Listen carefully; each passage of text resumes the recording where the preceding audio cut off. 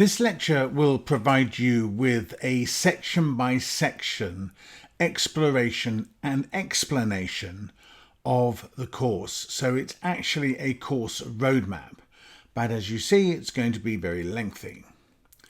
I'm often asked for a detailed explanation of course content so that you understand how the framework hangs together. Unfortunately, in a course of this length, I think it's apparently about 21.5 hours of video, this sort of explanation inevitably will be very lengthy. So I'm not going to read every page to you because that will make this video probably 30 or 40 minutes, which is way too long, and I'm sure you want to get started with the core curriculum of the course. I'm going to let you see each page as it goes through, and you can pause the video. I'll hold it for about 3 or 4 seconds per page. You can pause the video at any point if you want to read something, and you can do that for every page if you wish. Or I suggest you download the PDF, which I will put in with this lecture, and use it as a reference document as you take the course. So you'll be able to see very clearly what the detail of each section is as you go through it. Please note in the contents descriptions on the right hand side of the page, I've omitted all the quizzes because they just made the descriptions too lengthy, and I needed to save space so that you could still actually read what was on there. So I hope you find that helpful. So what we're going to do now is we're going to just literally skip through the course so you can just see it, and then I'll sum things up at the end. So this is the introductory section. This is section 1, leverage buyouts. This is the overview of the course, which explains what you can get in the course, and of course it also includes this roadmap lecture. In section 2, we look at private equity essentials, structures, transactions, and governance. In section 3, I cover the fundamentals of leverage buyouts from basics to business impacts. Section 4, I take you inside LBO transactions, from board roles to pricing dynamics. In section 5, we break down the RJR Nabisco LBO to deliver you some lessons and some insights.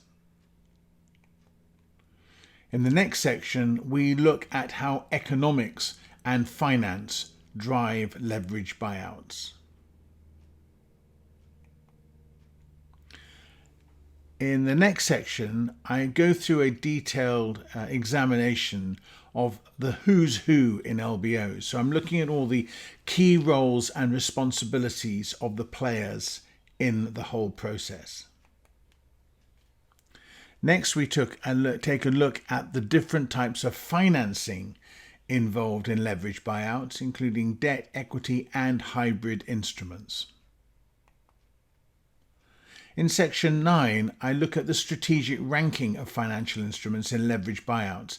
This hierarchy is very important to understand. It impacts the rights to repayment. It also affects the costs of the individual instruments. In section 10, I help you to design the optimal capital structures for LBOs. In section 11, we move on to advanced debt instruments in LBOs, which can enhance your LBO financial strategies. The next section looks at the capital structure strategies for LBOs.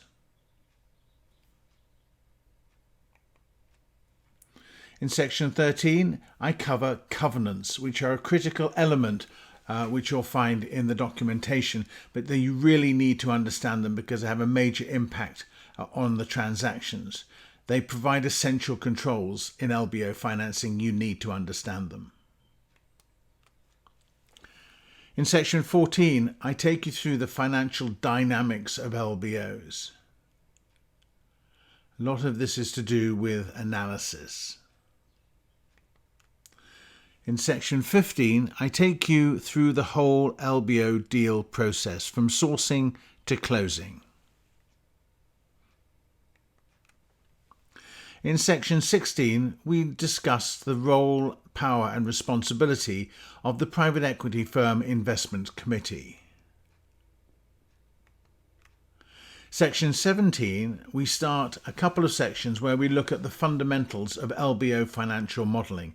But note, this is not a modelling course. So I'm explaining how the financial models work, but I'm not teaching you Excel.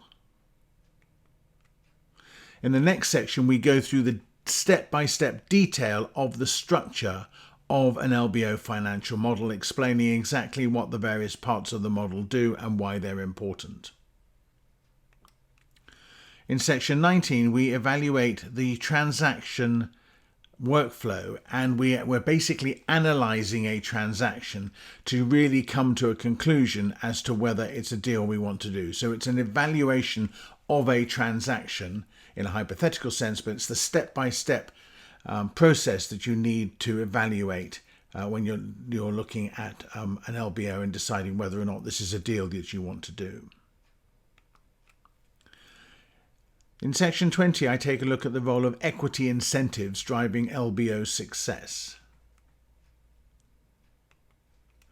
In section 21, we look at the fundamentals of transaction documentation. Now, if you're working on a transaction, you're going to get familiar with a lot of these different documents. They all have a role, but they all interconnect. So it looks very complicated, but it is important that you understand what these documents are and the role that they play. In section 22, we navigate the transaction management of an LBO. So this is basically after the deal has closed and the steps you have to do during the period of ownership. In section 23, we start looking at exit planning. So I take you essentially from investment to divestment. Section 24 carries on the discussion of exits. We're going to talk about exits for the next 3 or 4 sections. And in this section, we actually discuss initial public offerings, IPOs, as an exit strategy for an LBO investment. In section 5, we look at a finesse of IPOs, which is looking at post-IPO share sales under Rule 144, and we also take a look at secondary offerings. In section 26, we look at the ins and outs of trade sales for LBO exits. In section 27, we go from one LBO to another, which is all talking about mastering secondary buyouts. In section 28, we leverage, we take the opportunity to discuss the role of management buyouts as an LBO exit route. In section 29, we talk about partial exits, recapitalization and dividend recapitalizations. We also mention redemption rights and tag-along rights because they tie in. Section 30, we look at the final option. When all else fails, you have to look at liquidations.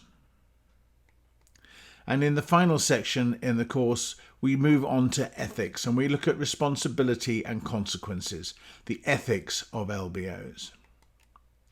So this then is the outline of the course, which I hope you find a useful roadmap for you to follow as you work through the curriculum. I've put a lot of detail into the slides, but I've deliberately obviously saved you time by not having to read them all to you step by step, but you can do that for yourself. But as I said, what I think you should do is to download this PDF and just keep it handy. As ever, if you have any questions while you're taking the course, just reach out to me here. So that's the roadmap, the section by section explanation of the course. Now you are free to crack on with the main part of the curriculum. Good luck, and I really hope you enjoy the course.